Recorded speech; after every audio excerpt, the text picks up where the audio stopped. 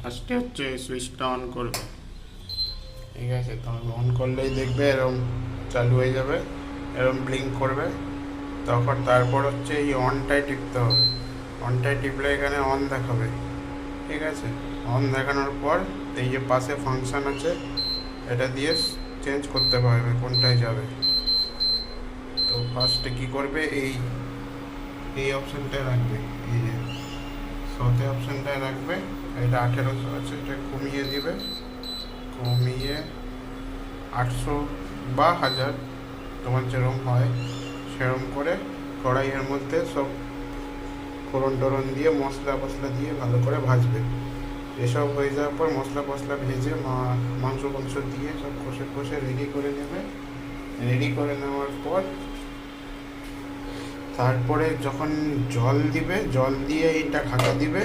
যখন